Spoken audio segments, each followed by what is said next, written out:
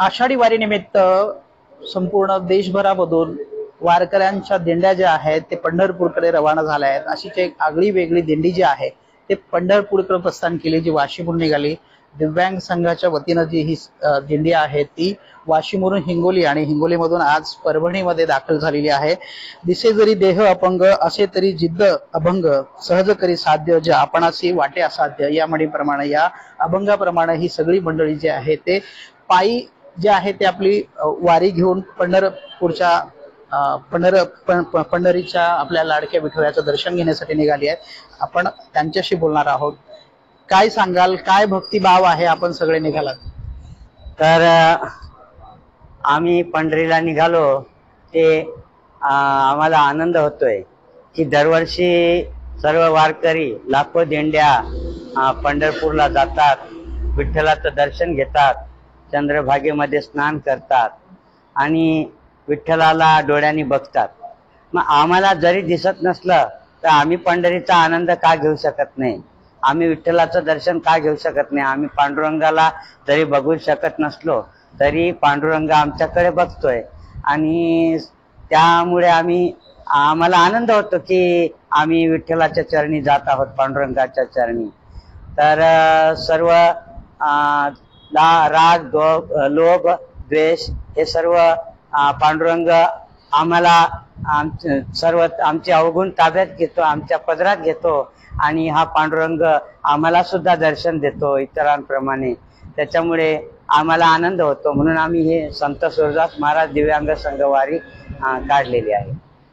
अतिशय सुंदर पद्धतीनं जे आहे ते अभंग वगैरे म्हणून आणि ईश्वराचं नामस्मरण करून ही सगळी दिंडी निघाली आहे। आपण एक अभंग ऐकणार आहोत, अतिशय सुरेख आवाजामध्ये गातात।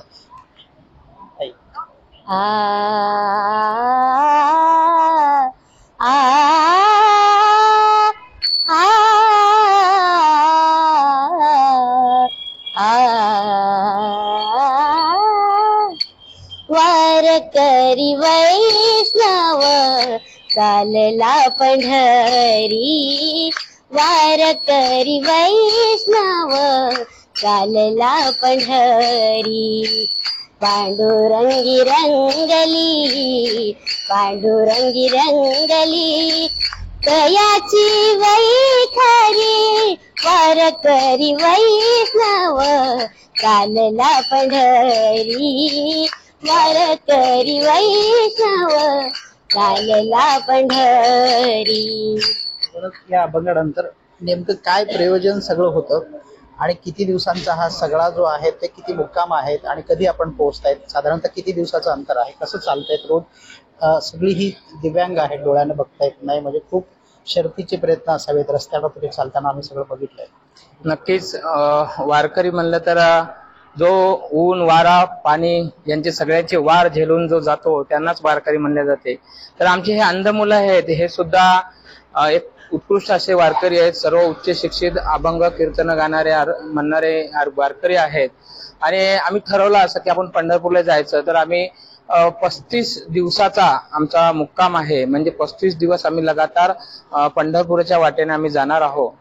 35 गावामध्ये आमचे रात्रीच्या ठिकाणी मुक्काम राहील, तिथे आमच्या अभंगांचे कार्यक्रम सुद्धा असणार आहेत।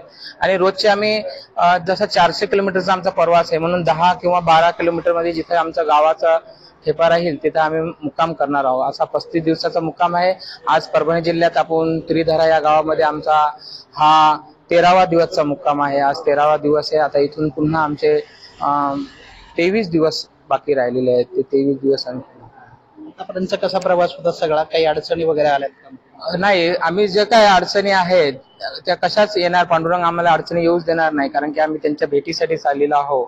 आणि अडचणी म्हणजे यांच्या जीवनामध्ये पहिलेच अंधार आहे, त्यामुळे याच्यापेक्षा अडचणी कोणत्या असू शकत नाहीत। आता ते अंधारच दूर करण्यासाठी, ती नवी दृष्टी मिळण्यासाठीच तर आम्ही पंढरपूरच्या वाटेने जाणार। आणि अंध मुलं हे कशातही कमी नाहीत, हे एक सिद्ध करण्यासाठी आम्ही खास करून पंढरपूरला पैदल जात आहोत।